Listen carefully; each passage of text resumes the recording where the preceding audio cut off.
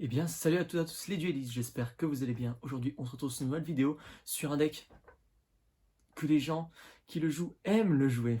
Sur un deck que les gens qui l'affrontent détestent l'affronter. Oui, aujourd'hui, on va parler de Monarch.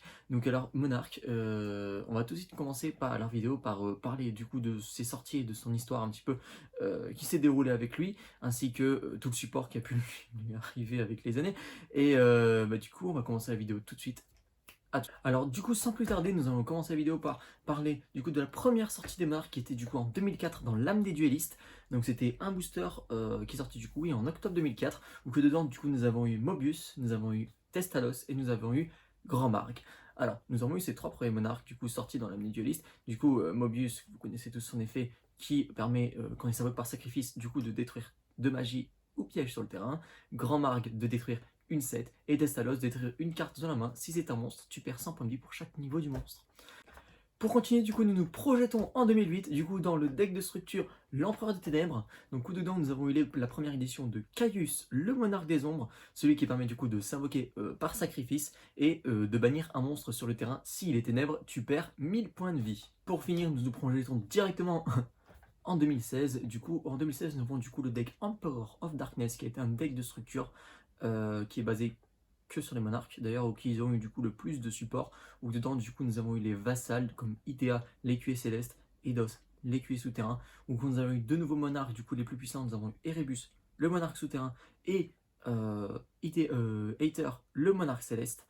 Donc voilà les gars, du coup, pour cette petite histoire de Monarch. Donc nous avons eu toutes les sorties et comme vous pouvez le voir, du coup c'est à partir de 2016 que Monarch a vraiment pu, on va dire, s'épanouir avec vraiment du support qui lui est adapté, mais ça n'a pas empêché Monarch de faire des tops en 2012, en 2011, où il a vraiment été présent sur le devant de la scène. Grâce à quelques petites cartes de support qui ont été sorties par-ci par-là. Du coup voilà les gars, du coup maintenant je vous propose directement de passer au deck profile de Monarch en 2021. Qu'est-ce que ça donne? On se retrouve tout de suite sur le playmat. A tout de suite les gars. Eh bien rebonjour les gars, du coup on va se retrouver sur le petit playmat. Alors du coup nous allons commencer notre petite deck profile. Alors nous allons commencer avec la carte du coup la normale summon la plus importante du deck. Je prénomme Idea l'écuyer céleste. Alors je vais vous expliquer tout doucement ce que ça fait. Alors cette carte, quand elle est normal summon ou spécial summon, elle permet d'invoquer d'invoquer spécialement un monstre qui a minimum 800 1000 depuis ton deck en position de défense. D'accord? Donc en théorie, avec ça, tu invoques les autres vassals que je vous présenterai après.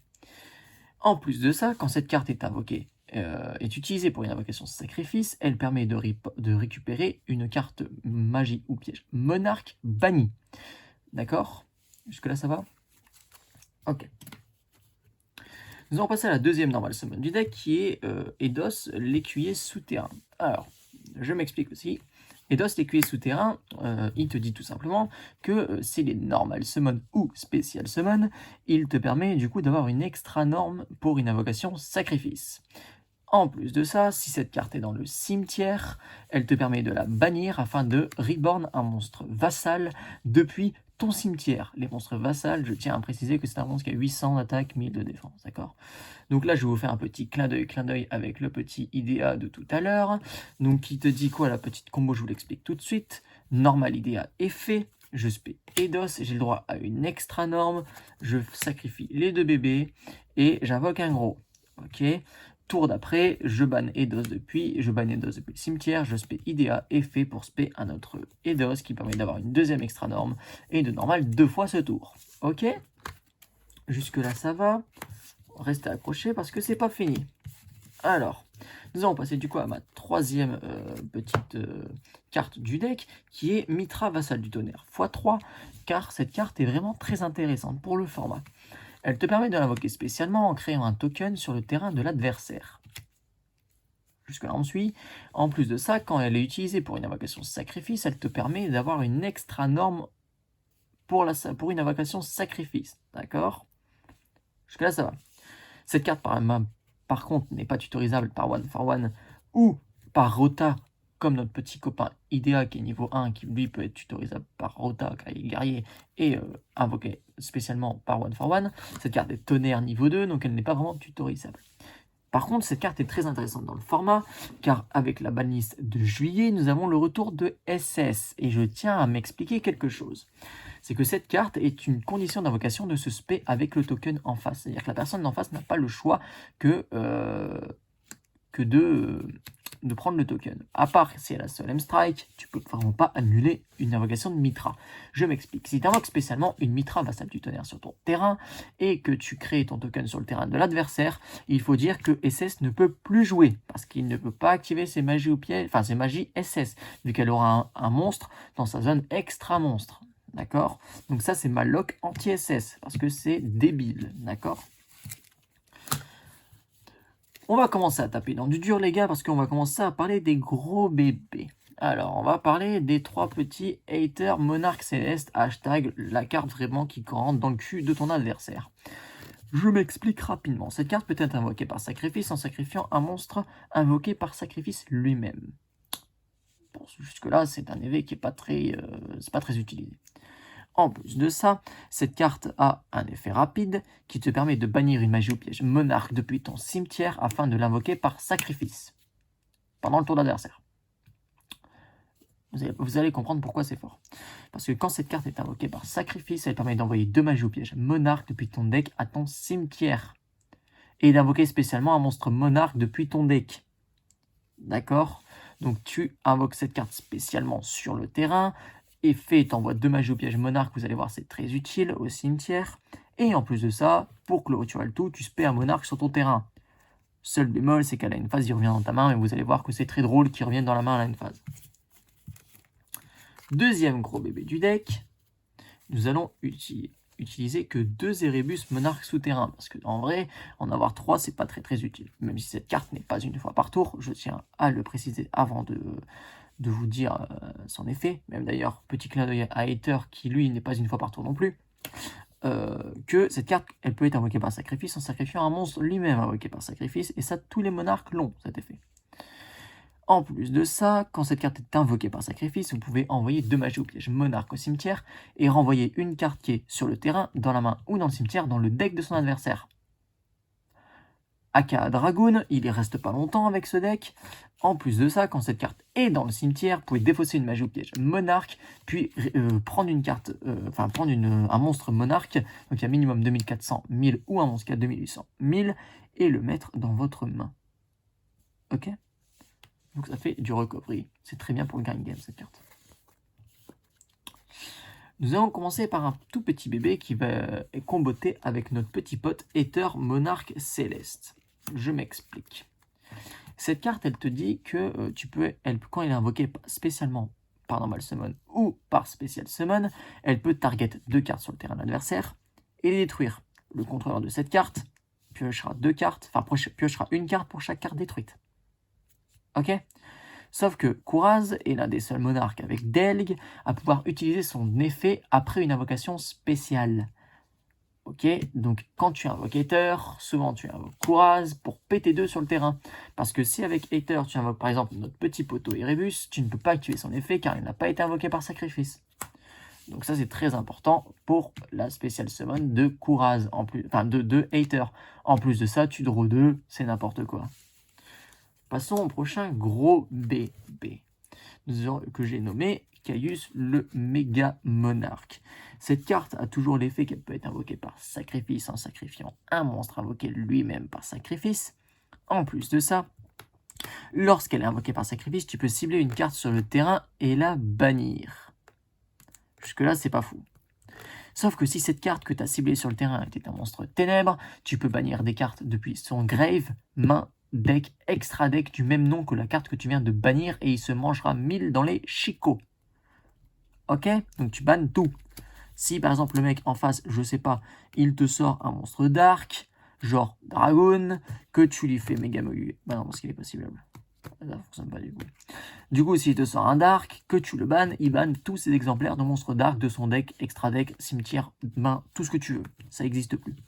Et en plus de ça, pour clôturer le tout, si le monstre que tu as utilisé pour son invocation sacrifice est un ténèbre, tu target 2 à la place de target 1. Et je rappelle que tu peux target des cartes et pas des monstres. Donc tu peux même target les MP. Nous allons passer ensuite à un dernier monstre de ce deck, qui n'est pas un monarque, mais qui est le maître de la vanité. Cette carte n'est pas invocable spécialement, par contre cette carte est niveau 8 comme les autres petits monarques, et elle te dit simplement que ton adversaire ne veut pas invoquer spécialement de monstre en étant une floodgate. Ça c'est insane par contre.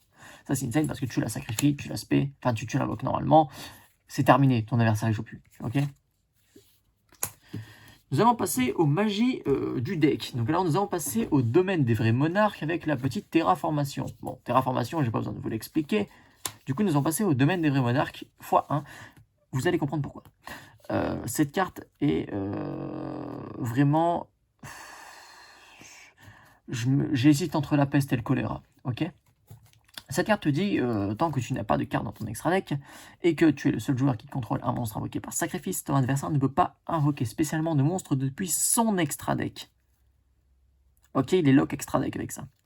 En plus de ça, si un monstre invoqué par sacrifice attaque votre adversaire, un monstre de votre adversaire, il a un buff de 800. Donc imaginez nos tout petits bébés à 2008 qui passent à 3006 de punch quand ils battle. C'est pas mal, hein. En plus de ça, d'être très chiant quand on sert, il battle à 3006.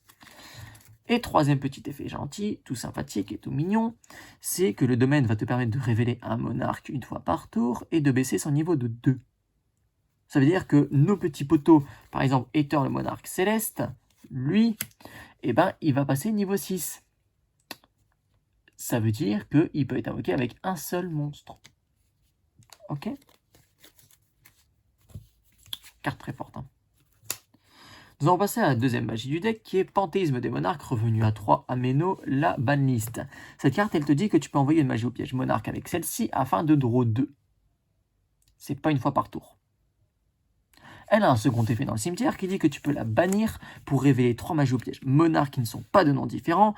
Ton adversaire en choisit une et tu l'ajoutes à ta main. Le reste est retourne dans le deck. Ça par contre cet effet de se bannir c'est une fois par tour. Pas l'effet de draw, hein, je tiens à préciser. Enfin, voilà. Du coup, tu montes 3 magies au piège monarque, ton adversaire en choisit une, il va dans ta main, tu shuffles ton deck, et voilà. Troisième petite magie du deck, nous allons utiliser 2 tempêtes des monarques. Tempête des monarques, elle te dit, alors, du coup c'est une quick, que tu peux l'activer, et durant ce tour, donc c'est pas forcément après l'activation de cette carte immédiatement, mais c'est durant tout le tour, si tu vas invoquer par sacrifice, tu peux utiliser des monstres de ton adversaire pour ça, ok? Et le tour où que tu as activé cet effet, tu ne peux pas invoquer depuis l'extra deck. Voilà. Mais bon, Monarque n'a pas d'extra deck. Ok? Du coup, cette carte, c'est débile. Parce que tu peux faire du coup ça, tu peux la set, stand-by, tu fais effet de la tempête. Ce tour-ci, ton adversaire, il aura un peu les chocottes parce qu'il sait qu'il va se faire sacrifier un monstre à tout moment. Et dès que tu vois qu'il invoque par exemple un dragon, et bien tu fais effet de Aether. En effet rapide, tu bannes un monstre, tu bannes une magie au piège de ton cimetière, donc tu bannes ta tempête que tu viens de battre dans ce cimetière, tu sacrifies son dragon, tu fais ton Aether, effet d'Aether, tu envoies 2 magies au piège monarque au cimetière, donc tu envoies notre poteau Panthéisme pour qu'au prochain tour tu puisses la bannir pour activer son effet. Et tu vas spé Kouras pour péter 2 sur le terrain et draw 2. Ok? Vous comprenez un peu la combo, c'est débile. Nous allons passer à la quatrième carte monarque du deck, qui est Ténacité des monarques. Ténacité des monarques, elle te dit que tu peux révéler un monstre monarque de ta main, qui a minimum 2400 000 ou 2800 000, et ajouter une magie au piège monarque depuis ton deck à ta main, n'importe lesquelles. Donc de toutes celles que je viens de vous montrer. C'est une tuto, quoi. Nous allons jouer un retour des monarques. Retour des monarques, il te dit tout simplement que si tu invoques par sacrifice, tu peux tutoriser n'importe quel monarque depuis ton deck. Par contre, ça c'est une fois par tour. Nous allons utiliser 3 pots de dualité. De toute manière, nous avons pas spécialement, à part avec Idea et Mitra, du coup avec nos starters, mais c'est pas si grave. Si on a le domaine, tu peux juste normal et faire ton invocation en sacrifice derrière. 3 pots de dualité, c'est très intéressant. Nous allons jouer une rota pour aller tutoriser notre petit Idea l'écuyer céleste, parce que, voilà, pour tutoriser Idea. Nous allons utiliser une plus précieuse carte de l'au-delà. Plus précieuse carte de l'au-delà te dit que si tu vas invoquer par sacrifice un monstre qui de base demande 2 sacrifices, bah tu draw 2. Voilà, c'est tout. Donc à chaque fois que tu vas invoquer un monarque, tu vas draw 2. C'est pas une fois par tour. Ouais, c'est débile, ouais. Nous allons passer au piège du deck à présent. Alors, nous allons jouer 3 éruptions des monarques. Éruption des monarques est une carte... comment dire? Je suis sceptique. Hein, je suis sceptique parce que en fait entre le domaine ou lui, je sais pas trop qui choisir parce que c'est vraiment une puterie en général, tu vois. Donc je vais m'expliquer. Cette carte peut être activée uniquement si vous avez un monstre invoqué par sacrifice sur le terrain. Si cette carte est activée sur le terrain, elle permet d'annuler les effets de monstres invoqués par sacrifice exclus sur le terrain face recto. Ça veut dire que si tu as ton monstre monarque sur le terrain, tu actives ton éruption, cette carte elle est sur le terrain, elle est activée, c'est-à-dire que ton adversaire ne peut pas activer des effets de monstres qui ne sont pas invoqués par sacrifice. Qui invoque par sacrifice en 2021 à part Trou Draco et Monarque, je vois pas, ok. Du coup, techniquement, avec ça, tu lock tout le jeu. Parce que ça lock même les invocations normales. Ton adversaire peut normal, il n'aura pas d'effet. Ton adversaire, il joue Maoki Maoki, ok. C'est tout. Passons à la deuxième piège archétypé du deck. Et la dernière, je nomme Primordial Monarque. Primordial Monarque a 2 effets très sympathiques. Elle te dit que si elle est sur le terrain face recto, une fois par tour, c'est une piège continue, donc c'est pendant le tour de chaque joueur. Elle te permet de cibler 2 magies ou pièges Monarque depuis ton cimetière, les mélanger dans ton deck, puis tu draw 1. Donc ça fait quand même du recyclage. En plus de ça, si cette carte est dans le cimetière, tu peux bannir une magie au piège monarque et l'aspect comme un token en mode défense, une fois par tour avec 2400 points de défense. Pour te dire, ton adversaire il passe pas forcément beaucoup des monstres à 2400 points de défense. Une fois qu'il aura battle tes monarques à 3006, si tu lui fais ça dès qu'il a battle tous tes monarques, eh ben écoute mon pote, 2400 points de défense, t'es pas sûr de le passer, hein. Et pour la troisième carte piège du deck, nous allons jouer un There Can Be Only One, parce que cette carte est aussi très débile dans le deck, vu que tous les monstres monarques sont d'attributs différents. Je tiens à me rappeler que, par exemple, Megamon Arceus est démon, que Aether est elfe, que Kouraz est guerrier, que Erebus est zombie, que les vassals sont tonnerre, zombie et guerrier aussi. D'accord? Donc cette carte est très intéressante pour le tour 1. Je ne l'ai pas fait pour la decklist de Datascape, mais je vais vous montrer un petit side que je me suis préparé. Dans le side, nous avons 3 impermes, d'accord. Parce que imperme, c'est quand même une carte de T2 pour monarque, hein, je parle, qui va du coup un peu ralentir votre adversaire, d'accord, pour que au prochain tour, enfin si vous êtes T2, vous puissiez quand même faire quelque chose. Ok. À permanence, souvent je le remplace contre There Can Be One quand je sais que je vais être T2. Nous avons ensuite 3 Gospel. 3 Gospel, du coup, je n'ai pas besoin de vous expliquer l'effet de Gospel. S'il touche à son cimetière pour renvoyer une carte bannie, cimetière, main, n'importe quoi, ou même Reborn, Gospel, ça négate. Alors là, nous allons jouer une ou jusqu'à 3 prisons royales, une à 3 prisons royales, parce que là j'en ai pas 3, mais en gros, prison royale, tu n'invoques pas depuis le cimetière. Alors, à part Primordial dans le deck Monarque, il n'y a rien que tu Reborn depuis le cimetière. Peut-être avec l'effet des DOS. Mais ça, tu le fais T1. Nous avons un Caius Monarque des Ombres. Donc, un Caius Monarque des Ombres, c'est vraiment au cas où tu veux un peu plus de consistance. Tu vois que ton deck ne veut pas aujourd'hui, tu rajoutes un Caius. Ok. Si tu veux en bannir. Une Tempête des Monarques pour jouer x3, parce que ça peut être toujours très fort, mais là je la joue x2. Nous allons jouer une Escalade des Monarques. Escalade des Monarques, très très drôle comme carte. Elle te dit que durant la main phase ou la battle phase de ton adversaire, tu peux immédiatement après la réalisation de cet effet invoquer par sacrifice un monstre. Ok. Personnellement, ça, je la jouais avant en main. Je la joue en side au cas où vraiment ton adversaire est chiant. D'accord. Je vais jouer ensuite 2 premiers monarques. Personnellement, je ne la joue quasiment pas cette carte. Mais vu que je l'ai en secret, je la mets dans mon deck. Ouais, je sers à rien, je sais. Mais le premier monarque, cette carte, elle te dit que tu peux l'invoquer spécialement sur le terrain. Ça a 2400 points de défense. Et ça te permet d'avoir 2 invocations sacrifice pour un monstre.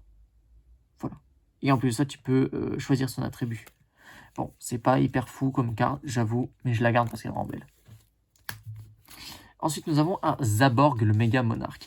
Alors, cette carte, nous avons discuté parce que cette carte est vraiment, pour le coup, débile. Cette carte, elle te dit que si elle est invoquée par sacrifice, tu peux cibler un monstre sur le terrain et le détruire. Si le monstre ciblé sur le terrain est éteint lumière, tu peux regarder les cartes de ton extra deck de ton adversaire et en envoyer jusqu'à égal au nombre de niveaux du monstre sacrifié. Bizarre ce que j'explique. Ça veut dire que si tu invoques normalement, enfin si tu invoques par sacrifice Zaborg, tu peux le cibler lui-même, le péter, regarder l'extra deck de ton adversaire et détruire 8 de son extra deck. Tu envoies 8 cartes de son extra deck au cimetière, ok? C'est débile. Dernière carte qui va faire plaisir à beaucoup de monde, je nomme Obélisque le Tourmenteur. Alors là, je vais faire grincer des dents, mais les gars, ça c'est une carte de T2. Parce que cette carte est vraiment débile pour le coup. Et vous vous rappelez tout à l'heure, je n'ai dit que Aether pouvait invoquer des monstres monarques et pas que. Donc je vais vous montrer la petite combo sympathique. Aether, le monarque céleste, alors va pouvoir du coup utiliser son effet dès qu'il est invoqué par sacrifice et envoyer 2 magies au piège monarque au cimetière. Donc je vous montre d'ailleurs les targets qu'on envoie avec ces cartes, c'est celle-ci. Donc nous avons primordial pour pouvoir reborn le token une fois par tour, plus panthéisme pour pouvoir être tuto, d'accord. Tu vas invoquer par sacrifice Aether, du coup Aether fait son effet et tu vas invoquer Obélisque Tourmenteur, invocation spéciale. Alors, pourquoi je vous dis ça? Parce que Aether dit qu'on peut invoquer des monstres qui ont minimum 2400 points d'attaque et 1000 points de défense. Obélisque à 4000. Ça veut dire qu'il peut être invoqué par l'invocation spéciale d'Aether, le monarque céleste. Ça veut dire que si ton adversaire il te fait chier un petit peu trop, que tu as réussi à invoquer un monarque à un moment donné, par exemple Caius, ça fait que tu peux battle à 2008, s'il battle sur des monstres 3600, 4000. Ok, en plus de péter ton adversaire à coup d'obélisque tourmenteur, c'est-à-dire à coup de 4000, c'est quand même stylé, hein, on va pas se mytho, les gars. Donc voilà les gars, du coup j'espère en tout cas que cette petite decklist vous aura plu, mais moi je vous dis que j'ai essayé cette decklist en tournoi il y a peu de temps et ça fait des ravages mon pote. Vraiment ce deck est insane en lui-même, ok. Et bien voilà les gars, j'espère en tout cas que cette petite decklist et du coup ce petit deck profile t'aura plu. Dis-moi si le format dans les commentaires t'intéresse et surtout si tu as envie d'interagir et surtout si tu veux me donner le prochain deck que tu veux voir en deck profile. Je vous dirai si je peux le faire ou pas. Et surtout les gars, n'hésitez pas à vous abonner et à lâcher le petit pouce bleu si vous avez kiffé la vidéo. Et moi je vous dis du coup à la prochaine, c'était Clemzy Princeton. Allez, salut les gars!